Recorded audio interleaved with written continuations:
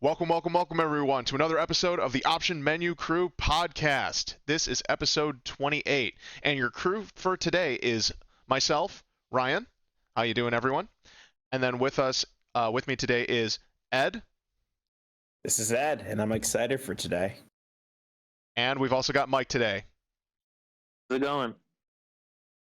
So this week's episode topic is going to be about Nintendo. Since we've cleared E3 2021 and got to see what announcements Nintendo is making that we're going to reflect based on what's going in the next 6 months of this year, going into 2022, we thought this was a good time to start this retrospective series, kind of both retrospective and forward thinking about where our thoughts and feelings are on the major platform holders, and we're starting with Nintendo because we've got the most to say collectively about Nintendo, and then each episode following for this series, unless we make last minute decisions otherwise, we'll talk about the other platforms.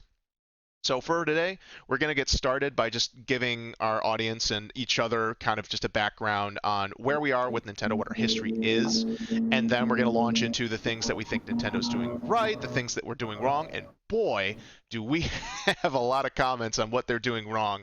And ultimately, it comes from love because we want them to be doing better, and so it's just frustrating to know that like they are in control and are making poor choices, and that's where that's going. So we're not trying to make this a giant gripe fest. We're going to try and put some positivity because ultimately Nintendo does also offer a lot to the gaming space. But to kick it all off, here's our history, and so I'll go first. I've pretty much owned every major Nintendo platform. I have definitely played every major Nintendo platform. I didn't own a Virtual Boy. I did play it at like a Blockbuster demo kiosk before, but original Nintendo, Super Nintendo, Nintendo 64, GameCube, Wii U, and currently a Switch. I've had the original Game Boy. I've had a Game Boy Color. I've had a Game Boy Advance, a Game Boy Advance SP, a DS, both the original Fat and a Light. And then I did get the 3DS. I got the original Layer Cake, and then I got a 3DS XL. So that's the stuff I've had portably. I've rarely gotten any of the other like variation versions or whatnot with those. So that's pretty much what I've played with Nintendo and what I'm familiar with. And as for like Nintendo games I'm a big fans of, you may have heard me say on the other podcast, but I'll lay it out right here, is I'm more of a Zelda fan than a Mario fan. I used to kind of like the platformers a little bit, but I kind of fell off after Mario Sunshine. I bought Galaxy. I never played through it, and I kind of just when it comes to just standard platformers, or traditional like platformers, 2D or 3D, not really my thing. So Zelda is way more my thing. I love the adventure. I've played the Ocarina of Time a ton of times. Bought the 3DS remake. Love it. Majora's Mask and pretty much everything going forward. I've played and bought and loved. For the most part for Zelda. I do like Metroid a little bit. I played a bit of Metroid Prime 1, not so much Prime 2. Beat Prime 3, loved it. Looking forward to Metroid Dread, which we'll bring up a little bit going forward. And I do think I want to go back and try some of the other Metroids, but I feel like I might just go fresh with Metroid Dread and enjoy that. Mario Kart's awesome. Some of the Mario sport stuff, and we're going to talk about Mario Golf Super Rush in a little bit. And then I'm trying to think of any other big Nintendo games. Like Kid Icarus Uprising, I rented and tried that a bit. I was having fun, but that game has got very physically demanding controls and stuff. Pokemon, I guess you could say. I was a Pokemon fan for a little bit. I'm trying to think if there's any other crazy. Super Smash Brothers, of course, but you all know that the episode 0 is about Super Smash Brothers, so that's a big thing for us. Astral Chain, I love that Nintendo worked with Platinum to get Astral Chain, and of course them helping publish Bayonetta 2 is fantastic. And I'm not, unfortunately, while I am an RPG fan, like Paper Mario, Super Mario RPG, those have been a lot of fun. I did try a couple of the Mario and Luigi games, but I'm not a super big fan of Fire Emblem because I'm not a turn-based tactical guy. I did try Golden Sun, but it didn't stick with me.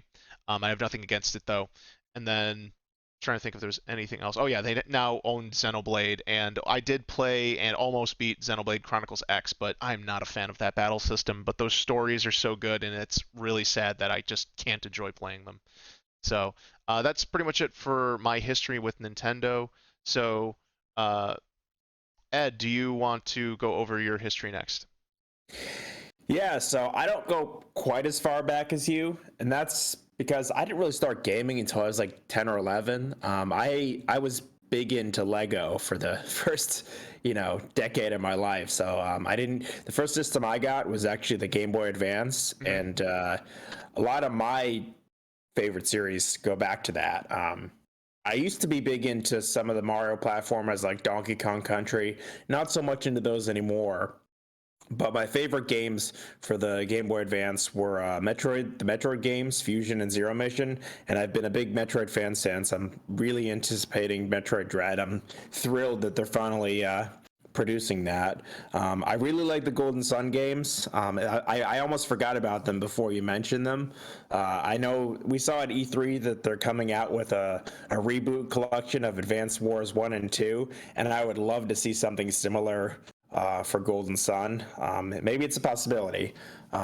I do like some of the Fire Emblem games. Really, the only one I really got into was Fire Emblem Three Houses, but I really loved it, and I'm on board for anything else they uh, they bring out in that series. I've played Zelda games on and off. I don't think I've ever finished them, so I've kind of come to this point in my life that I know they're not exactly for me, though I can certainly appreciate their kind of genius. Um, I'd say the other major series that I was a huge fan of was the Mario and Luigi series for the those handheld RPGs, and I was really disappointed to see that Alpha Dream, their developer, went out of business. It looks like that's the end of those.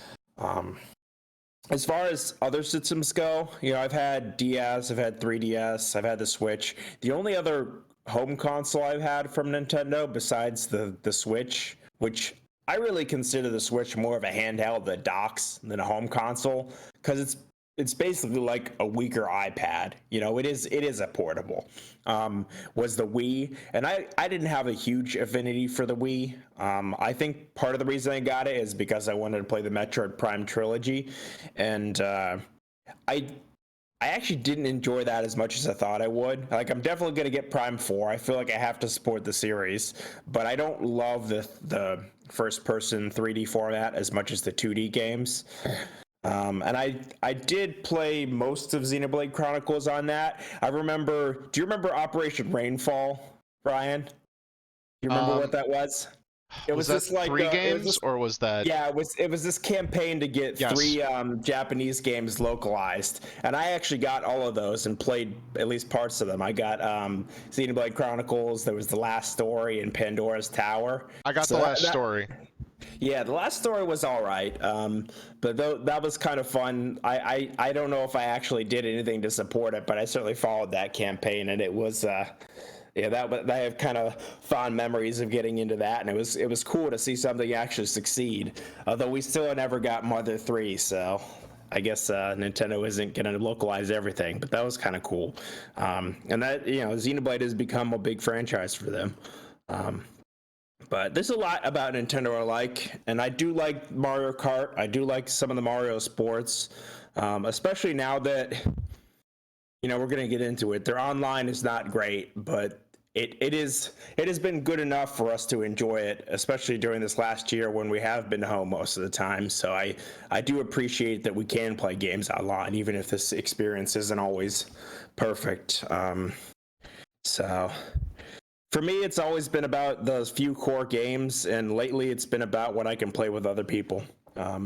And I love the Switch because it is that hybrid format. As much as it does have some hardware flaws, I do like that it's a handheld and a home console because I've always appreciated Nintendo for the handheld offerings. Okay.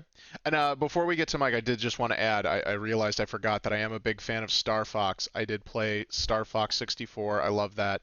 The Super Nintendo one came out a little too late for me, so I never got a chance to really play that, but it was kind of rough when I did get my hands on it in one form or another. So, 64 I fell in love with. That was my first game on Nintendo 64. Loved it. Bought the 3DS remake. I played Star Fox Command on the DS. I dabbled with Star Fox. what the GameCube Star Fox game, not Star Fox Adventures, the more traditional one. That was still kind of like a third-person shooter, but it had more shooting sections than Adventure did. I forget what the name is. I feel bad, but at the same time, yeah, that's been a struggling franchise, and not that I want to like throw any shade on any other fan bases of Nintendo for like F-Zero and stuff. Like I totally have nothing against those series coming back in some form or another, and I think we'll touch more on how we want Nintendo to be handling that stuff in a little bit. So now, Mike, go ahead and tell us about your history of Nintendo. So yeah, I didn't like. I guess I started playing. The first system I started playing was the Game Boy Color, and that was my first like Nintendo experience with Pokemon Red and Pokemon Blue, and then Mario and the Six Golden Coins. That was the big first platformer that I got into, and then I moved on to the Game Boy Advanced, I believe, and that's where I experienced some of the like games that were like remade from the SNES with Super Mario 2 and 3. Then after that, I went to the N64. So that was like my first console experience with Nintendo, and that's when I first got into Super Smash, which I obviously played at someone else's house, and then I was like, "Oh, this is sweet." Uh, Mario Kart, got that for N64, Stadium, and a bunch of other great games, great memories. And then I moved on to the GameCube. Uh, GameCube was another, I think, great experience for me, just with like Melee and Luigi's Mansion. I got to like the final boss, and then I never beat that. And then after that, it was like the whole Wii era, and like everyone in my family was like playing Wii bowling and Wii tennis, and it was always like, I don't know, like every Sunday we'd like as a family we'd do the Wii bowling. That was a lot of fun. And then yeah, moved on to the Wii U after that, and three. Well, I did play the DS Lite, or I did have a DS Lite, 3DS, and the 4DS. No, I'm just kidding. But but then yeah, I got the Wii U, and that's when it was like kind of like Nintendo was like, people were doubting like Nintendo, like thinking, oh, are they going to go under? Are they going to become third party? And then they came up with the Switch, and the Switch has just been amazing, like hybrid system, and I consider it console and handheld. I know you don't, Ed, but I think it's both. To me, it's both, anyways. So that's Yeah, we can discuss that a little bit. my experience, and yeah, and I've enjoyed a lot of Mario platformers and Pokemon games and uh, multiplayer fun, Super Smash, Mario Kart, Tetris. So that's my experience with Nintendo. Okay, great. And I think we can't heap enough praise on Nintendo for coming up with the Switch concept. So we'll start off with some very positive points before we launch into the things we really want them to fix, which is uh, the Switch is kind of a dream come true in terms of a fully functioning console, as home console, as well as being able to take it portably. And as much as we like to trash on the Wii U was kind of the concept in reverse. Nintendo played around with having the home-based system, and then the gamepad had the video signals beamed to it, and Nintendo tried to utilize that for asymmetrical style multiplayer scenarios, as well as providing a second screen experience that could be complementary to the home TV, kind of like the way the DS and the 3DS were using their two screens, as well as just giving people an opportunity to, when the Nintendo system's hooked up to the family TV, if someone wants to keep playing or and didn't want to take up the TV, you'd be able to just switch it to gamepad mode and you'd be able to play it seamlessly. I had seen some pictures online of people even taking their Wii U's with them on like plane trips and stuff, and they would just find free outlets and be able to plug in, and you'd still be able to play pretty much your Wii U games on the gamepad because of that system. So in a way, it was like a prototype Switch. They just kind of got it worked around backwards, and some of that I can excuse as just the tech wasn't there for what they wanted to do with the Switch. Nintendo has notoriously been very stingy when it comes to investing in their consoles in terms of they try to go with cheaper hardware, less powerful, because they want to make a profit off of the systems. And I believe it's a matter of like the GameCube was the last time they really tried to have like cutting edge hardware, and the GameCube still flopped for them. So they have since gone, and then with the Wii, they proved like, oh, we don't need it to make an HD system. We're just gonna make this really cool gimmick. They invested in motion control technology, and then had the system based around that. Tried to go for a much more like casual audience, where they kind of split the difference between this could work for both, more hardcore gamers and casual people, and it succeeded wildly for them. Maybe not in the exact same way that we would hope as hardcore gamers, or the way they thought they would, considering that a lot of people who bought the Wii ultimately weren't buying other games besides the pack-in Wii Sports, which sold a bunch of systems. Wii Fit eventually, once they had that out there, and the fitness craze in our country was going on, and then Mario Kart, uh, Mario Kart, was it Mario Kart Wii, or did they call it Mario Kart Wii? Yeah, they call it a Mario Kart Wii. So those ones were pretty much like the three main sellers for that platform.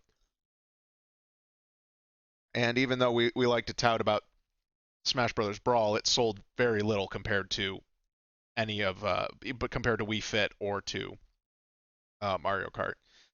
So Nintendo has always been kind of an innovator in the gaming space, and that's probably been its biggest pro is the N64 kind of pushed building in the concept of the analog stick, even though it was kind of like halfway there. And that's the other thing. Nintendo kind of always innovates, but also kind of does like a two steps forward, one step back type of approach, or however you want to say, because they always kind of are the own architect of their own demise when it comes to these things. Nintendo and Super Nintendo were great. Nintendo set the original NES, Nintendo Entertainment System, sets the groundwork. The Super Nintendo is an improvement on it. Then the Nintendo 64, they add the 4 controller ports. They add the analog stick, but they didn't imagine people would use the D-pad and the analog stick together. So they had that famous 3-prong controller, and they expected you to basically be using the analog stick portion as one part, or you'd be using the D-pad based on what type of game you're playing, rather than the more ergonomic controllers we have now, where we have the analog stick and D-pad pretty much in a position where you can switch between the two as whatever you want. So that was weird. But then also Nintendo was holding out on cartridges, which, if for any of our audience that isn't aware, the whole reason the Sony PlayStation even exists is because Nintendo was originally planning to partner with Sony to make a hybrid disk drive cartridge system that would have been called the Nintendo PlayStation.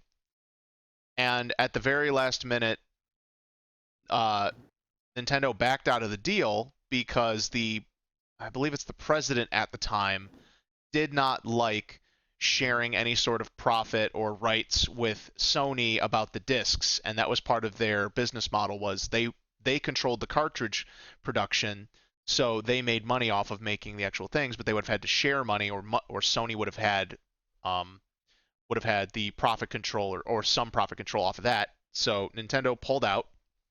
That Sony was very bitter on, and they ended up making their own PlayStation system as their own and competing with Nintendo. And Nintendo stuck with cartridges, which we have. The history has shown that they have their pluses, they have their minuses, but discs are ultimately still cheaper to make in terms of production cost and size. And they were ahead in data for a long time data storage capacity. And cartridges have eventually caught up and have have quicker read speeds, or have had quicker read speeds, so data transfer was easier, less loading times, and loading times is coming back around as being a new, uh, much bigger emphasis now because graphics have kind of reached a plateau in fidelity. So all that exists there, and then GameCube, Nintendo finally switches to disc. They go heavy on processing power, but they go mini disc. So once again, they go for like a smaller format, and I'm not sure what the thinking was there. If it was just cost, which we know that the GameCube discs are only like a gig and a half or something like that per disc. So a number of games ended up being like 2 gigs, whereas PlayStation went into DVD players and having uh, like like what 5 gigs of storage or something like that per set on there. So the GameCube also was then their first system that was online capable, although they didn't support a ton of online features there. They added the Game Boy player eventually that screwed into the bottom, and that was amazing. So you could play Game Boy, Game Boy Color, Game Boy Advance, I believe as well, games on your television. So that was fantastic. They had the Game Boy Link cable there as well. I think they had some of that stuff for N64, but I honestly can't remember how much they experimented with it, other than the N64 controller having that expansion port. And so for like Pokemon Stadium, you could slot in the Pokemon game. It could read your data, bring your Pokemon in, and transfer stuff back and forth. So all of those things are pretty cool. Nintendo, because the cartridges save most of the stuff on there, but they did also have a memory card slot where games that maxed out um, their memory on the cartridge could still save files to that, but it was not a feature capable for all of them. It was very game dependent. The Rumble Pack, they pushed for Rumble being added to games and features, and as we know now, pretty much everything has Rumble. The Wii, we went over Motion Control Revolution. Wii U, kind of an expansion of that, and now the Switch has realized the fusion of portable and home console capabilities using the new latest gyro tech. You can do also most of the Wii motion control stuff on there, so they figured out a way to do even replicating the Wii controls on that. And of course, the Joy-Cons can also be taken off separately and can be used as 2 separate controllers in kind of a Super Nintendo fashion. Nintendo's kind of thrown in the kitchen sink, and as we've talked about, really, there's only 2 big weaknesses Nintendo has left. We mentioned this on the E3 episode, which was that they need to make more powerful hardware now. The Switch Pro, we need the Switch Pro, and maybe even by the time you guys hear this episode, the Switch Pro will be announced. So that'd be great. But the other consoles are just so much more powerful that it's getting to the point that third-party tech and even Nintendo is like lacking in their first-party endeavors of hitting 60 frames per second and providing smooth experiences. And then the other big weakness is their online, which we know Nintendo is just falling behind by choice. Nintendo's got huge issues with online, and we'll go a little bit more, but Mike or Ed, did either of you want to say anything about like the positives of Nintendo? I would also roll into the category of online. I would also put services in with that umbrella. They do have, as part of their Nintendo Switch Online, they do have the NES and SNES libraries, but they really have a very rich history of classic games, and a lot of it just isn't available there. They have plenty of other systems where the more they roll that into their online service, the more it could be compelling. I mean, considering that, like with PlayStation Plus, you get online services, but you're also getting a lot of relatively recent games every month. So there's a lot that content-wise could be a part of their online service that I think people would like, and maybe even be willing to pay more than they are right now. Oh, you saying that made me think. Also, another great positive, Nintendo is really pushing the bounds of backwards compatibility with the Game Boy line. Game Boy, Game Boy Color, Game Boy Advance, all the way through DS, they were allowing games to be backwards compatible. It really wasn't until 3DS that we started losing some compatibility, where Game Boy games were cut off, but DS games were still playable on 3DS. So well, the DS didn't play Game Boy Color games. It was only one generation backwards. Oh, for real? Only played Game Boy Advance games. Yeah. So they really did a pretty good job with backwards compatibility up until the Switch, because the Wii was backwards compatible with the GameCube, the Wii U was backwards compatible with the Wii, and you had the same level of backwards compatibility with all their handhelds. And I guess there was the Super Nintendo and 64. It really comes down to it. When they keep every time they do cartridges for their home consoles, it seems like they just reinvent the wheel. Yeah, it's strange, and I think that maybe that has to do something. Well, the cartridges did change a lot in the tech that goes into them, so I could kind of understand where Yeah. that is. So imagine what Nintendo systems would have looked like if they would have kept the NES cartridge format, because those things are kind of chunky, and they're big and flat, and they're more like floppy disks. But if they would have kept that size, and then tech, as it has evolved now, like think how big SD cards and stuff. We got micro SD cards that hold terabytes of data. Imagine what it would be like to be buying one of those big hunks of plastic, and what a modern Nintendo system would look like now if they would have kept that going. Yeah.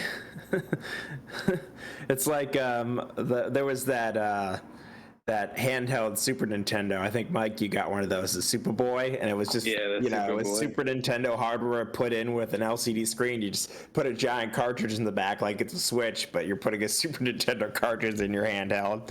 I mean, that's what the Switch would end up being. Nintendo just does so much to innovate, and just like with all these new like motion controls, and with the Wii and the DS with the dual screens. What else?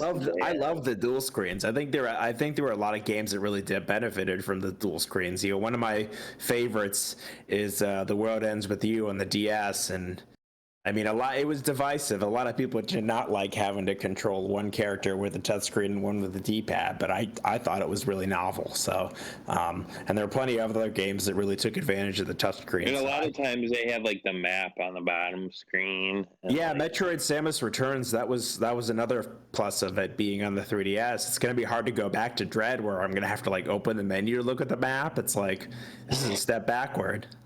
Yeah, the dual screen was very good for those like those supplementary or complementary HUD elements, such as because you could take all the HUD elements off the main screen and you could put them on the second. So you could have like a big interactive map. You could have an inventory.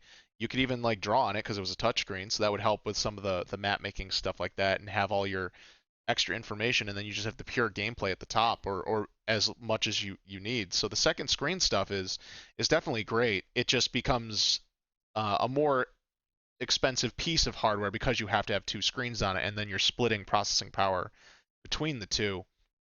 Not that you can't make it work now, but it is just a different way of thinking. It does have its pluses and minuses, and I would say, Ed, as someone else who played The World Ends With You and beat it, in retrospect, in hindsight, the game is novel, but novel doesn't necessarily imply good or bad. It is just a unique gaming experience. And upon thinking back, I'm like, there's certain things about the touchscreen controls, and part of that has to do with the fact that the DS, the original DS didn't have a capacitive touchscreen. It had a resistive one, so its controls weren't quite as precise as they could have been. I definitely marked the crap up out of my screen, and I think I went through like 2 or 3 screen protectors playing that game because of just the intensity of it. And there are certain benefits to using something as precise as a stylus to control it for precision elements and whatnot, but there are aspects to it where I didn't feel the game was as fun to control as they were trying to go to, and it was just novel for novel's sake. And I think they could have achieved their goal in different ways. But we've had a discussion about that before. but regardless, the hardware that Nintendo created enabled people to do innovative solutions like that. And then even online, they were pushing online play with their handheld systems, despite Nintendo's reservations about online or even the local play. And that special shout outs to the download play feature that the DS was pioneering, where in order to try and get people to experience these things, because tons of people had DSs, but it's like, oh, if my friend owns a copy, there's a limited multiplayer mode or something that they can like push to my system, and I can play that, or at least I can play with them. And that could have been enough to convince more people to buy it. They stopped, of course, supporting Mario it. Kart DS had that. What was the limitation? It wasn't you could like only play as like Shy Guy or something, or Yeah, I thought that yeah, was that the limitation? the Yeah. limitation on Mario Kart was that you couldn't host any of the games, obviously, but you only could play as the shy guy, which was it was a pretty balanced character in terms of stats. So it wasn't like you were at a huge disadvantage, but yeah, it was good Yeah, but enough. Yeah, no one I wants to love play as Shy download. Guy. I love download play because it's just like your friends had the game and you didn't have the game. You could still Try enjoy it something, with yeah. them. It was an incentive for some people to buy it, and then if your friend liked it enough, it might convince them to buy it because it's like, oh, we both have this. And download play was great because like they had like Mario Kart, I think you could still have up to 7 people download playing off one cartridge. So Yeah, they really did push like the demoing experience, they had and it for like Tetris DS too and stuff like that. They've yeah, always done a real good job with local multiplayer, even with the Switch. Like you just don't get much local multiplayer on the Xbox or PlayStation anymore. They're very online focused, and yeah, that's. I mean, there are, we did this podcast because we do think there's some things that Nintendo can improve, but obviously there's a lot of things we like about them. We keep coming back to their games, keep buying their hardware. yeah, and that's one of those things where it's really interesting that local multiplayer isn't as big a focus. Although there's something of a resurgence, like isometric top-down shooters and stuff like that. There, I've seen some more experimenting with 2D stuff. The indie space being free to make games with like low-level sprite type graphics and things like that, so they don't have to be going for AAA and adding in more local multiplayer. But I think like Super Smash Brothers, especially Ultimate, shows that a game that is exclusive that offers up to 8-player local multiplayer play, it doesn't discourage people from buying other copies of the game. In fact, Super Smash Bros. Ultimate in and of itself has probably sold more copies than most of the other games out there that are just online focused, despite being, um, a platform exclusive. So it's up there. So there's no like reasoning for that other than the game developers at the AAA level are getting less resources for experimental ideas. They're being forced to go for these bigger budget titles, and they put all the processing power towards creating a single player visual spectacle. And I think that's probably Nintendo's best philosophy, is that they're always focused more on the gameplay and trying to make things as unique gameplay wise as possible, even though it doesn't always work out. But their philosophy to that, and also trying to aim for more family friendly or more approachable in that regard, has led to their continued success, or is a big part of their continued success, despite the criticisms we'll have of them. Um, Mike, yeah, was there anything specific you wanted to bring up about Nintendo's positives that you like that we haven't discussed already? Yeah, I was just thinking about all the ways they innovated, and like another one was like was the e-reader. I like the e-reader. That was cool. I had I have like a large set of cards, and that's how like a lot of times how I experience the classics were through like modern day systems. I didn't have the NES or the SNES, so my experience from those mostly came originally from newer systems, and being able to play those games again through like you just bought like a pack of 5 cards and you could play a game for like $10 or whatever they sold it for. I can't remember the exact price now, but I had quite a few games on there. I would actually play it. I know some people probably thought it was gimmicky. Yeah, Another one was they've done a great job with peripherals over the years. I mean, always something the gimmicky but camera, cool. Yeah. the Game Boy camera. I didn't have that one. I had a camera for Game Boy Advance, but I didn't have like the Game Boy Color. That was the one with like Pokemon, I think. Wasn't there a printer too? Yes. Was there a Pokemon Game Boy camera, or am I thinking of something different? There is there is the camera, and I think there was like a little Pokemon style game in it, Okay. or something like that. I forget exactly what. I think two other innovations that we forgot to mention was the Rumble Pack on the N64. Oh, I did bring Um, that up for the like Star oh, Fox 64 a little bit, yeah. oh yeah, yeah. And then there was the Wavebird wireless controller. That was a A first party one. standardized, yep, Yeah. first party wireless They, controller. they've come up with a lot of great stuff over the years, even if it hasn't always been that great. They haven't had a strong VR showing. What did they have? They had Virtual Yeah, Boy, but which they were the first to do it, right? As far as like Yeah, gaming they companies. experimented with it, yeah. Virtual Boy, and what else was there? Labo And they VR. had 3D, Well, 3D on the 3DS. Oh yeah, 3D. Yeah, I mean, we could spend a whole podcast going over all the unique things they did. yeah. The Or 3D on the probably more than 3DS that. was requiring no extra things. It was like standalone 3D, so that was a big deal. Portable standalone 3D that worked. Obviously, it didn't work for everyone because it was highly dependent on your personal eye situation. Yeah, it But gave me a huge headache. I could never use it. the tech did work and I did, always put it on like moderate settings.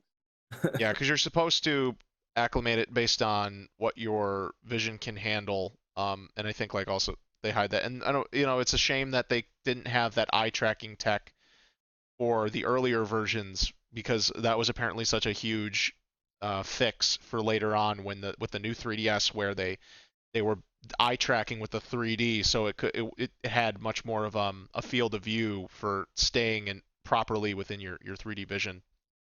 So yeah, they've definitely tried a lot of ideas, and I think to some extent, shifting over into like the negatives, it's also a bit of their downfall is that they reinvent the wheel so much that they rarely iterate in a way that leads to something purely better.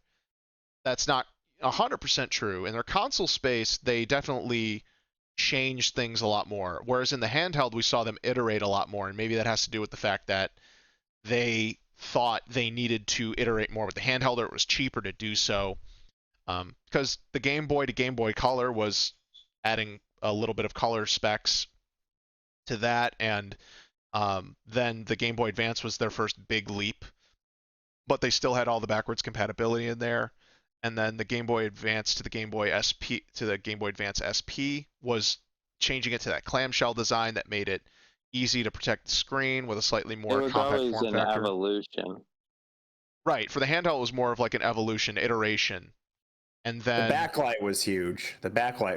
adding the backlight Yeah. eventually was a huge deal. The rechargeable battery in the Game Boy Advance SP, um, although I think that's one of those things where it's great to include a rechargeable battery, but I think we all have experienced from modern day, like it's great to have the included battery, but it sucks that you can't use or replace it because it's led to situations where, especially with like Sony, their DualShock 4s and even the DualSenses, the PS5 controllers, they're hard locked and their battery lives are not good. Even like the Yeah, DS, that's one thing. I would almost wish they would make a home console only version of the Switch, because I know, like, 5, 10, 15 years, the Switch battery is going to be shot, and it could leak, it could expand. Like, that battery's a ticking time bomb in the Switch. right? The and then speaking for Nintendo, like when the 3DS came out, everyone lamented how bad its battery life was. That it became a huge market for third parties to sell extended extra large batteries. I bought one myself, and then I think it wasn't even until the 3DS XL that the battery was at least decent that I didn't feel like I needed to buy an extra. And part of it was in pursuit of, keeping the form factor slim enough. But I understand that technology has changed where like the integrated batteries, like they can better um, improve, or they can better control quality. At the same time, there was some weird piracy issues too, because like weird battery stuff can sometimes affect the OS, depending on the devices. Like the PSP situation that had like the weird developer battery back door that you could get to. Yeah, I had one of those. Which one was the what did you say was a ticking time bomb? Oh, I just mean battery devices in general. When they have a built-in battery, the lithium battery is going to degrade, it's going to lose capacity, and it's very possible that a lithium battery may leak in the future. It may swell. It may get to a point where like it is degraded or damaged enough where the electronics that it are in do not work. You know, there's plenty of laptop, like, you know, just recently I got an email from my work telling people, like, let us know if your laptop battery is swollen because we need to bring you a new one. And a swollen battery can push against other parts of electronics. Like, batteries can be defective, and that is even more likely the older they are. So, you know, I would definitely buy, if they made one, a Switch without a battery, just a TV one, just for preservation's sake, because I want to be able to play all my Switch games in the future. And I kind of, you know, and I have a couple 3DSs. I bought a second 2DS, and I kind of do make a point of it just to regularly make sure that their batteries are topped off. Like, because if you let a battery go dead for a long, like lithium batteries, like if you let them go completely dead for a long period, that damages them too. So, you know, there's kind of a level of maintenance involved in a battery device. Yeah. And you don't have that issue if you can just pop in rechargeable AA's. But obviously that doesn't work for these devices where they want them to be thin. But Right. It'd be better yeah. if they just had them user replaceable, and then you could either like Yeah. go to GameStop or you could order from Nintendo, and even if it was like $20 or something like that to replace the battery, it'd be worthwhile to make sure that your device doesn't break. Yeah, And Nintendo doesn't do battery swaps for the Switch. At least with Apple devices, you go to the Apple store, you can pay them to replace the battery. I don't think you can do that with Nintendo, at least from what I've read. Nice with the DS, because you could just order a battery and just like unscrew it and replace it. yeah, You could DS do and that. 3DS were pretty easy. But Whereas the now 3DS, you can do it with the 3DS, but you always worry, like, am I going to just order something and it's going to be some Chinese piece of garbage? It's going to oh make no, it even worse. I ordered it from like the official Nintendo site when I fixed my DS battery. Oh, cool. Right. I hope you can still do that in the future. And that's But you can't do that with a Switch. No.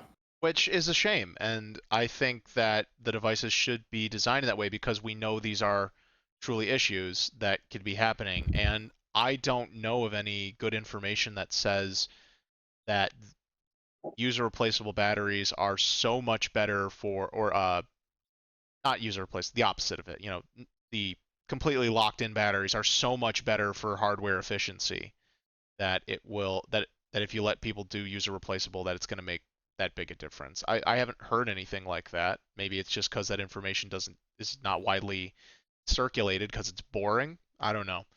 But that's the thing. You'd think we'd hear about it if there was such a situation with that. Xbox still, for its controllers, allows you to swap in the batteries, or you can buy the rechargeable ones. Although they have the opposite issue, where the controllers usually are way better using just AA's, and they've had an issue with all of their official rechargeable packs. Just like my uncle had a bunch of the rechargeable ones just end up dying on him.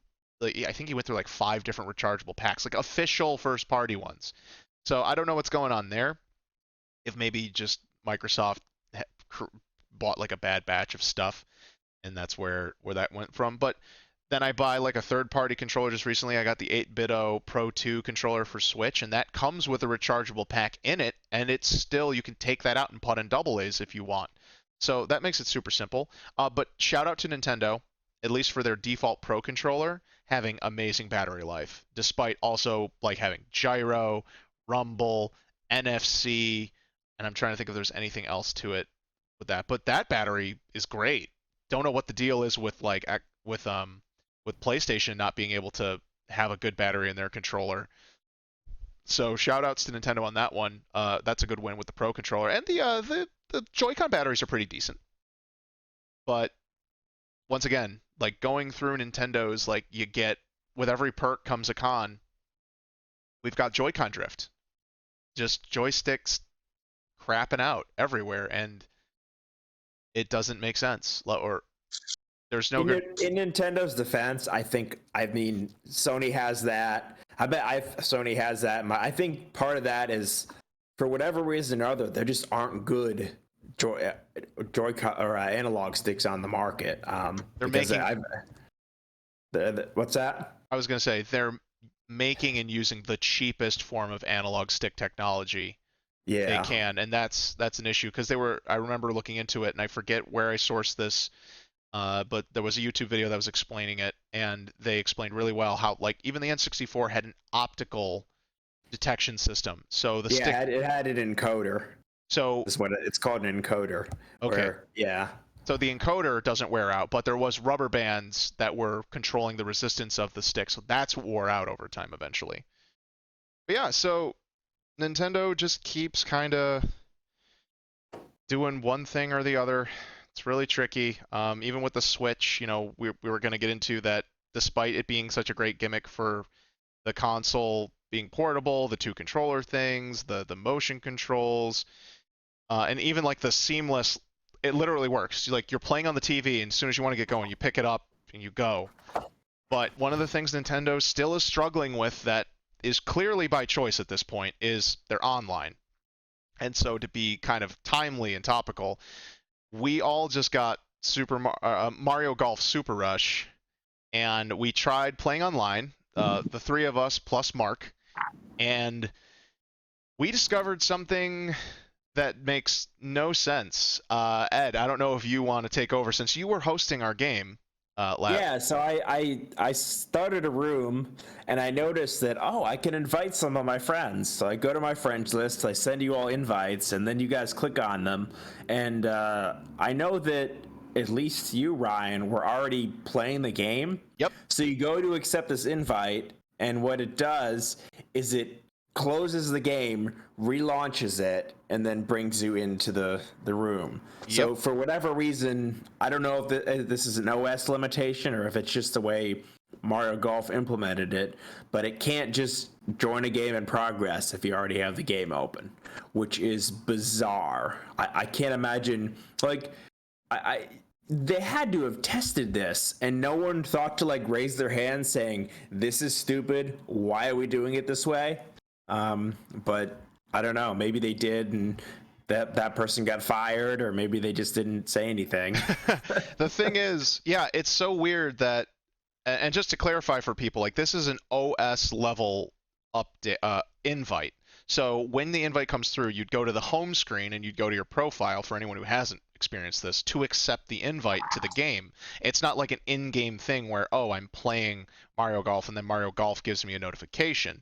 So just to clarify for people who may not have played too many online games on Switch or done like friend invites, and we certainly haven't played every style of multiplayer game on Switch, so it's difficult to say whether or not other games have this issue, and maybe this just happens a bunch and it's new for us. But we were playing a ton of Mario Kart 8 Deluxe, and I don't think we ever had that issue where the game literally had to restart itself to accept an invite. But I think maybe we just avoided that issue because we never sent invites. We would just get on Discord, we would chat with each other and be like, okay, room's open, come join, and you look in the friends list and do it, which Mario Golf Super Rush does have. Ed didn't need to send me an invite. He just needed to open the room, set it to friends only, and I could just as easily go to the find friends room. The invite is nice, though. The It invite's is. nice. In theory. In theory. Yeah, Mike, you're right. Like in theory, it's. I mean, it's yeah. But it shouldn't have to restart the game to work. That's the oddest thing. So Yeah. and then there's the other part. Ed, tell them about the feature set when it came to us, okay, we played one round of golf and now we're going to try something different. Yeah. Well, this isn't surprising because this is also the way it worked in Mario Tennis, and Mario Tennis is by the same developer, Camelot. But there's several modes you can choose from. We tried just regular golf, which is you're just playing around, going from hole to hole, and we also tried speed golf, which is new to Super Rush. And in that mode, it's timed where you take your shot and then you have to run as fast as you can to where your ball lands, and keep doing that until you sink the ball. And to switch between those two modes, you have to back out and make an entirely different room. So if I make a room where we can play speed golf and we decide we just want to play regular golf or battle golf, which is another mode we haven't tried yet, I have to disband that room, then make a brand new one, and choose just stroke play as the the mode to play, which, you know, it's not surprising because, like I said, to change the rules or modes in Mario Tennis, you had to do the same thing. But I guess I was hoping it would be a little better, but it's not. So you say it's not surprising because, like you said, with tennis, and just to reiterate for people to sum it all up, you set the game rules for the room when creating the room, and once the room's created, it's locked in. You cannot change the rules of the room, even though we had a friends only room. Because I could imagine that their point is, well, we don't want people getting into a room and then the rules are different. So if they're match made in there, something like that, we don't want people not playing the mode they didn't intend on playing. Which, okay, but it's a friends only room. And then, Ed, as you were saying, like, this is actually more surprising because we played Mario Kart 8 Deluxe, which lets us create a room of up to 12 people. Like, we're not even talking about huge numbers here. Mario Golf only supports up to 4 people at any time in multiplayer, unless it's different for standard golf, but I don't think that's true. Um, and golf is a game that can be played with tons of people. So the fact that it's not supporting more than 4 people. Now I understand for like speed golf or for battle golf, like not doing larger numbers. So I think we haven't tried battle golf yet, but I feel like that could probably also support more players once we try it. Even speed golf, really, honestly. I don't think that any of those game types actually really require or only work good at 4 players. Considering everyone plays simultaneously. Old Mario Golfs, I believe, you didn't play simultaneously. Everyone took their turn and you kind of waited for that. I'd have to go back and compare. But yeah, everyone plays the same on all those modes. So I'm side griping now that there's not more than 4 player support because it doesn't make sense. But Mario Kart allows for all of these features there. So this is a first party title with assets that should be accessible. The fact that it's not in every single one of these sports games, that like lobby feature set, that's what surprises me. It's surprising that something that's older, because I believe Mario Kart 8, its original version for Wii U, even had it, which means it's legacy. These games not sharing those online feature sets is what's truly surprising and very disappointing, ultimately, that Nintendo is not having this consistent quality. So that's what I wanted to add to that.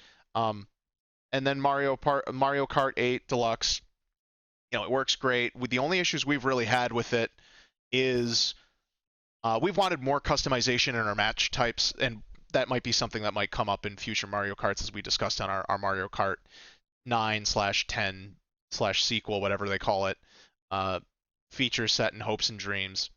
And same thing is like, why are these other games still so limited in features? And we hope that they build them up over time. But Nintendo is kind of willfully just It's not doing this stuff. possible that Camelot will make changes and updates because Mario Tennis, when it was first released, it didn't even support like a normal match play where you have like, you know, multiple sets and play up to. Yeah, I mean, it still doesn't support a full tennis game, but I don't know if I would really want to play like a full length tennis game in Mario Tennis. But at the very beginning, it only supported like, you know, you played a 7 points. Like it didn't have much in the way of like a traditional tennis game. And people have made this comparison before, but like in its early like early you know, representation, it was more like a fighting game where matches were very short and were only to like a limited number of points. But now it's closer to traditional tennis. But they did add a lot of changes to the multiplayer mode. You know, I've read some complaints about Mario Golf that there aren't like online tournaments, and I think Camelot will end up making some changes, but I don't know if they'll make changes to the way the rooms fundamentally work. But it's possible. I hope they do. Yeah, it seems like just such an odd thing, and I have to bring this up as an example that baffles me, because Nintendo is online hesitant because they try to go for that family-friendly audience. They know that there's a lot of toxic behavior online. They also want to try and avoid like piracy and stuff, but mostly they're trying to protect the kids. So, quote unquote, protect the kids. And I'll never forget, because this is so mind-blowing, is that like Super Mario Maker 2 originally shipped with its online only allowing random matchmaking. Not only friend matchmaking, only random matchmaking. In a game like that where people can bump each other off and throw each other and pop the bubbles like all the current Mario multiplayer side-scrolling multiplayer Mario fun has been like, I was so surprised. I'm like, what happened here that they only did random matchmaking when Nintendo is the company that's so like, no, just play with your friends, don't play with strangers. I'll never forget how weird that was. They did fix it in patches, and like you said, Nintendo's been pretty good about updating things over time and for free. That like Mario Tennis, they added in how many characters did they end up adding post launch? It's like 6. I feel like it was almost more than doubled the character. So they added a lot of characters. Yeah, they added in a lot, and those were all for free. So that's great that Nintendo is willing to do that. Just like with Animal Crossing, they put in a lot of free content over time, and they do the events, and they put in more content for people to earn. And I think that makes a lot of sense considering Nintendo tries to uphold the value of their games. And that's actually something I wanted to bring up again on one of our monetization episodes later, is that might be a good compromise, as games should be allowed to maintain the value of their price, the original like $60, the upcoming 70, or the now $70 next gen pricing. But then they shouldn't be charging for DLC, because if you're going to be if you want the game to keep selling, keep adding content, keep adding value, you can build up, and then you're making that money over time from people buying new games, which would have paid for itself, which will pay for the DLC itself. So I thought of that was very interesting, and I think Nintendo's approach to that is unique and worthwhile exploring. Of course, it seems like the other companies want to just make as much money as possible, and from the discussions about Wii U and Wii success, or coming from the Wii's success to the Wii U's failure, the information came out that Nintendo's got a war chest. They have in their bank account enough money to survive. I forget what the quote is for the number, but like at least 2 or 3 more like Wii U failures before they would even have to worry about like giving up the console the next game. Sega. Exactly. Becoming the next Sega. Yeah. So they'd have to have a few Dreamcasts before they give out. Right. Exactly. I don't think a Switch Pro or anything, or a Switch 2 would fail. No. No, don't. I doubt it there, so but either. Yeah, it's one of those things where Nintendo has the capital to keep its company afloat. Of course, we don't have Iwata anymore to be like a gracious CEO, president/CEO. Well, I guess he's just the president. Giving up part of his salary when things aren't looking good to like make up for it later with better decisions. So it's just sad to see that they have the resources and they're just choosing not to. So we're gonna keep ragging on the online a little bit more, but like the feature set for Super Smash Brothers is not as good. They don't use good netcode. They don't use the best netcode they could be using, and that's a fighting game thing. But it's relevant to that. Not to mention the online for Smash Brothers does not support like more than 4 people. It doesn't go up to 8. No AI characters. No, you can't use bots, which doesn't make sense. So it's so strange that these things are so lacking, especially when like Mario Kart 8 Deluxe exists and it is a great online suite. The only issues I think we've really had is random disconnects, and that seems to be either user related or just some weird internet fluctuations. It's never been too terrible. And Splatoon 2.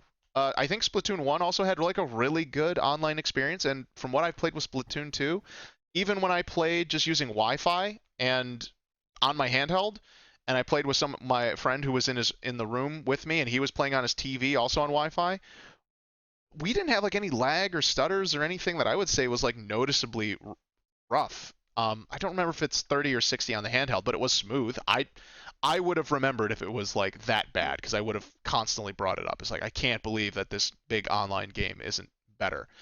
But Nintendo is capable of doing it. So it shows that there's people in there somewhere that know what they're doing.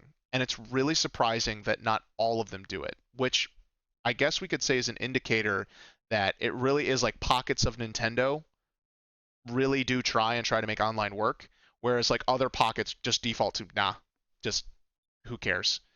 And so I think we need that management. Splatoon is made by younger people of the franchise, or of the development team, or younger developers inside Nintendo. And originally they were going to do a Splatoon was originally going to be a Mario spin-off sport thing, and then I forget exactly how it went, but they got the go ahead to do like a new IP, and they created the Inkling designs, and now the big new IP. Splatoon is huge, and we got the upcoming Splatoon 3 next year. So yeah, it's just crazy how inconsistent Nintendo is, and they can't see or refuse to see what it means to have such good online. Even Mario Party, Super Mario Party, didn't get online for what, 18 months? It's been eight. It's been how long Well, since launch? that studio has its own issues. That's ND Cube. You know, they last year released Clubhouse games, Hmm. and you know that game has slowed down. They have some mild action games on that where you're Hmm. playing like a toy tennis or like a foosball, Hmm. and it can't handle foosball. Like, are you kidding me? Yeah, that's wild. Yeah, it is wild. Yeah. So that's got its own issues. I don't know if that particular studio is representative of the rest of Nintendo. Yeah. But Nintendo could totally pay for getting those people the information they need, getting teams on it that know how to do this stuff. Um, let's talk about Nintendo Online, the subscription service they have for the Switch. Granted, we'll start right up front. They're only charging $20 a year for Nintendo Online. So even though it's a lackluster service, and they are for no reason gating online, I mean, no consumer positive reason, they're gating the online behind it, the online multiplayer features behind it. But they're at least charging a reasonable amount, because other things would be charging you. Xbox Live charges you what, like 5 to 10 a month off the bat. So Yeah, $10 a month. Game Pass, which is Game Pass itself is a great deal, but now like Xbox Game Pass Ultimate is like $15 a month for everything. It includes the Xbox. That's $180 a year. Exactly. So, and then PlayStation Plus is 60 a year still, slowly climbing. They give you the free games every month, and you can claim at least, depending on what hardware. Well, no, I don't think it matters if you have the hardware. You can just claim any of the free games they're giving you, even if you're never going Yeah, to play them. I've claimed PS5 games, and I don't have a PS5 Yeah. yet. And they don't own. You don't get to own those games, which I think is weird. That if you're not owning them, it's weird that they don't let you. They don't just automatically add them to your account for later. But I know for myself personally, and I've gotten a little bit of criticism for this, but it's just me, a personal thing. Like, I don't claim every game because I'm like, oh, I'm not interested in it. I don't want to claim it. I don't need it in my library. Despite the fact that I know I'm losing out on value given to me, even from a unbiased perspective, because they're literally giving me a free game. But you have to continue to be subscribed to PlayStation Plus to access those games. Very rarely has has Sony done something like Xbox has, where Xbox games with gold, Xbox from the start was like, no, these games you keep. Even if you lapse in your Xbox Live, you have them downloaded, you can play them. They're yours. And PlayStation has been like, no, these are bonus games that if you're subscribed to us, you can play as long as you're subscribed. So it's a different perspective, but Xbox is the more consumer friendly one, because it incentivizes you to keep resubscribing to get more free games, but you're not punished for lapsing your subscription. Yeah. Or PS Plus, I think, has generally had a better offerings than games with gold. Mhm. And it's not like you have to keep subscribing or you lose them forever. Like, if you stop subscribing and then you resubscribe later, you regain access to all the games you've claimed. Correct. But so it's not as bad as it seems, and there are like some merits to that approach because it gives them a better budget with which to pursue those deals. Game Pass gives you the more Yeah. like a Yeah. larger offering of games than But you PlayStation. you lose those games. Like at least with the PS Plus games, once you claim them, you have access to them as you Well, continue to subscribe. Game Pass Pass, games not cycle on and gold. off the service. Not games with gold. That's the same thing as PS Plus. No, no, Yeah. no, no. That's what I was saying, Mike. Games with gold is not the same as PS Plus because games with gold, you actually own those games for being subscribed. Like if your Xbox Live subs lapses, you can still download and play those games that you've claimed. PlayStation Plus, Only the Xbox 360 ones you can still play after you're done. You can't play the Xbox One games anymore once it's over. I'm pretty sure no, it's the same. No, it's different. It's if the new Xbox I think One Mike games, is right. I think Mike is right. Oh, that's but news the to me. 360 ones you Darn. can keep playing. Well, you're never gonna stop paying for Xbox Live anyway, so what do you care? No, I'm just kidding. But Although, I might. I have stopped before, so it's Yeah. gonna be the first time. yeah, it's funny. But still, like we were talking about Xbox Game Pass, like that's a subscription, and that allows them to offer much more modern games. Plus, yes, third-party games are going to cycle, but we haven't reached a point where it would even make sense for Microsoft to stop offering third-party games unless there was something significantly wrong with them. But I doubt we're going to see something any time in the near future of any time within, or even within the next 20 years, where Xbox would like take a first-party game off of Game Pass. But getting back to Nintendo, so Nintendo's online offering for the $20 a year, I forget what it is monthly if you choose to pay monthly, and there is the family plan that I think is like $35 a year. I think it's $2.99 or $3.99. Okay, so And I think it's $2.99 maybe. yeah, so stating flatly what the features are currently for that is access to any online multiplayer that for games that support it, the cloud's storage backup for your saves, because there's no way to back up saves locally, which is something I'll get into, is one of my main gripes. Then access to the Nintendo and Super Nintendo.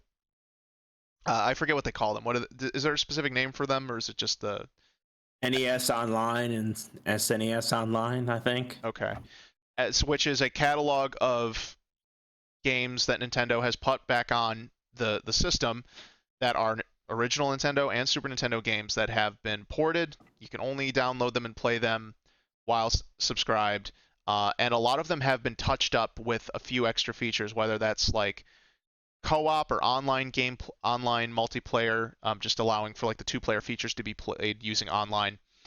And I think there's also oh shoot, I'm forgetting the term right now for Rewind. the rewind and the save states. Yeah. Because a lot of those older games didn't have ways to save the games, so you can do the rewind or there's the limited lives and stuff. So the old school games were a lot tougher with that. So it's quality of life features. Is there anything else I'm missing, guys? Other than the exclusive games like Tetris. Well, I was just gonna say there's Tetris 99. There was Super Mario 35. Now there's Pac-Man 99. Pac-Man 99. Is there any other features we're missing from Nintendo Online?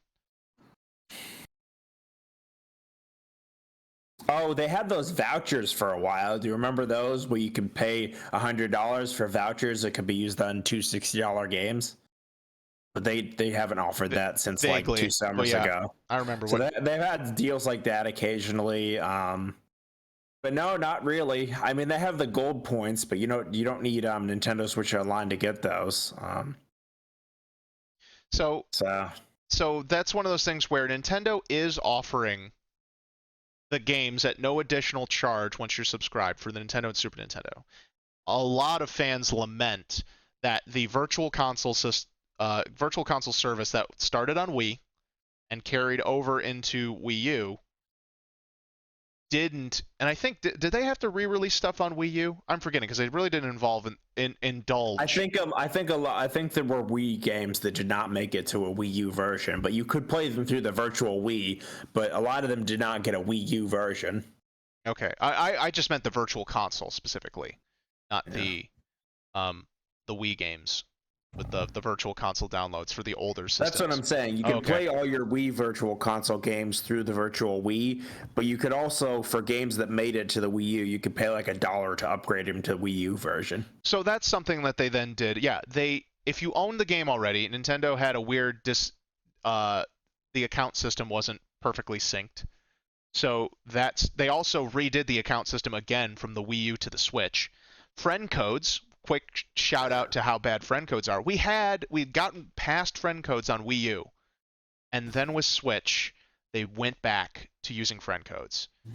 And it's one of those things where they had it solved. They figured it out. Clearly, though, they just stopped doing it. And there's the one leaked Nintendo like internal memo stuff that says like the reason why they do friend codes over usernames is because they don't want people to not be able to have the username they want, other than when it's like they're inappropriate names and ban listing those. But like if I wanted to be Goku 24 and for some reason I want to be Goku 24, I can be Goku 24 even if there are 50 other Goku 24s on their Switch. But Discord has already solved that. I mean, they do. I mean, I can, because Discord you can have the same username as someone else, but like, it gives you a number too. Right. There's an ID number. It's not, those ideas aren't mutually exclusive. Like you could be able to search for someone and they also give you like a small number instead of like this huge long string of characters that is just hard to remember. So, and that's exactly my point. These are solved issues. So even if they wanted to, they could do it in a much better way. Although Discord's like finding friends can also be tricky because you need to get the name right, you need to get the capitalization right, and you need to get the number right. So there is some formatting issues that make searching for people tricky on Discord as well, where that system's not perfect. yeah. Although it is better than what Sony did with the PlayStation Network backend, where your first ever username is your like permanent ID key. Yeah, it's like the primary key in their databases. So like there's old games that break when you change your username. Yeah, and that's it. That's another shame right there. It's a bunch of short-sighted design philosophies that don't really take into account that people should have flexibility, and you really shouldn't be counting on people like keeping some of these things the same, or making it less intuitive for people to do it, to search for stuff, to search for each other and be friends. And yes, they've tried things around that, like with DS and 3DS, and even with Switch, where you can be near people and you can wirelessly quickly connect and local swap friends and stuff like that. Or there's the nice history system of if you've played together with people, Switch keeps a little history counter of who you've played with recently, so you can find them again and quickly like send them friend invites. So while there is some stuff working around, that they're all just kind of band-aids on top of a core problem that is completely solvable or completely avoidable depending on how you want to look at it. So yeah, going back to the virtual console, while Nintendo is taking the time to update them with new features, I think all of us would have just preferred Nintendo to put all of those virtual console games that they had, barring any of the third-party ones that need to re-up their licenses for whatever reason. But all the first-party Nintendo titles should just been brought to the service for people to play, and then there's the deluxe editions of them, and you can play those once they're updated.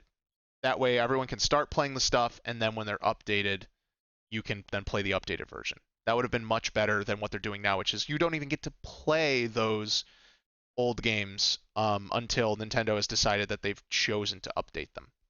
And they're still missing so many. They don't have N64. They don't have any of the Game Boys. Exactly. I mean, the Wii U had DS games, which that probably wouldn't happen on the Switch, but it could work though. You could do a DS game on the Switch because you could turn the screen horizontal, or the vertical, I mean, and you could fit the two screens there, and then you just have to use the Joy-Cons off the pad, or even do it side by side. That might be weird, but let people be evenly split, and however it had to be focused, and people could choose if they wanted it expanded to the full size screen, which is 720, and crunch it down to make the pixels look better. And then they could choose whether or not they want primary screen on the left or the right. And they could even do that for 3DS if they really wanted to. There's very few. That would be cool. Like if you're right-handed, you can use your touch. You can use the touch screen on the right side, and left-handed left side. That would be cool. Yep. And maybe you have to use it in handheld mode, or maybe you have to. Maybe you can only play those games in handheld mode, but I think for TV mode you could do it too. You could just have to you set the size, and there's like menu configurations and stuff. Like this is all stuff solved on PCs with emulation. So it's not like they couldn't create a solution that works. Although my ultimate hope, getting a little ahead of ourselves for the future, is that the next true console upgrade, which not the Switch Pro, which will be kind of just a hardware refresh with better specs, but like the true sequel to Switch will still be the Switch, but they will work in wireless HDMI tech because now we'll be further along, and then you can basically recreate the Wii U where they have like the Switch dock has some hardware in it, and you can hold the Switch in your hand, and you can use it like a Wii U gamepad, and then beams to the game to the base, and the base connects to the TV, and you could do wireless HDMI again that way. And so then you want the Switch U? Yeah, I would love it if they called it the Switch U. That would be great. that'd be amazing. I would be down for that. They would never do that. They'll never call it the Switch U. No, they won't call it that. Yeah, that's what I'm saying. Yeah, I agree with you, Mike. They'll never do that because there's too much negativity but if they add that in so you can now do both, it's like it's fully a Switch, but it can also be a two-screen experience if you want it to for certain games or certain multiplayer experience. Like that'd be amazing. And then the dock, you make it powerful enough so you could connect, pardon me, connect like 4 switches up to it. Think about that. Like way more asymmetrical multiplayer experience types of things, and then the main TV's just a hub for like scorekeeping and things like that, or like spectator type modes and things like that. Oh man, yeah, it'd be great. There's so much possibility there. So that's my hope for the future. But going back, it's like Nintendo needs to get their online act together.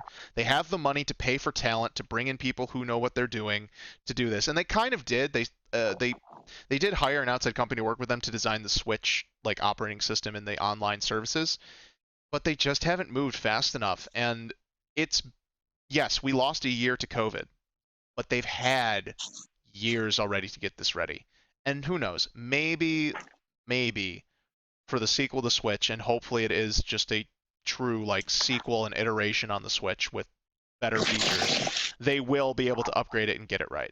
But right now, Nintendo's not really sending the signals that they truly care, considering how inconsistent the online features between first-party games are, regardless who's developing those first-party games.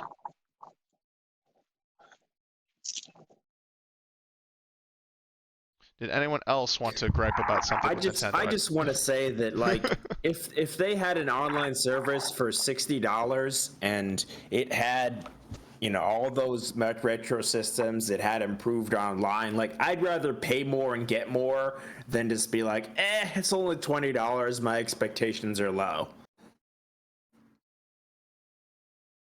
I can agree with that. I would rather the service be better. The only reason I really ended up subscribing to Nintendo Online was because of the cloud saves, because I didn't want to lose all my progress from Smash Bros. Ultimate, because that would take so long to get back. And the reason that's part of the reason not to play games with other people. No, at first that wasn't really a big thing, especially because pre-COVID we were all hanging out. So I got my multiplayer fix in locally. Then once COVID hit, it was like, oh, okay, well, fine. You know what? $20 a year is not a huge investment in general. I was more abstaining on principle because I didn't want to support a bad service. But yeah, now it's like, yeah, it's fine. It's the bare minimum, and really the only reason that it's even worth it is the multiplayer, which is a fundamental thing, and we're slowly getting to the point where they can't do it anymore. The time will come eventually, but for now, it's still something that Microsoft started, which is a huge problem. And then eventually, and Nintendo didn't care about that for a while, and then with Switch, took it away from us. Didn't refuse to be the standout, and they could have easily charged $60 a month if they just put all their Virtual Console games from like the Wii and Wii U on the Switch, and said, hey, if you want access to these games, you just pay $60 a year, straight up, and then we'll upgrade some of them with online play and save states and stuff like that. That'd be great.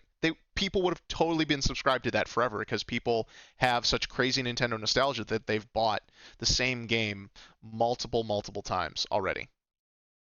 I have a feeling we're not getting Game Boy Advance on Switch online because they're showing that with this upcoming Advance Wars reboot 1 and 2 that they are happier to, up-res it and redo the graphics and then sell it back to us at $60, which people are going to pay it, so why wouldn't they? Is it going to be $60? Yep, $60 for Advance Wars 1 and 2 with slightly upgraded flash game graphics.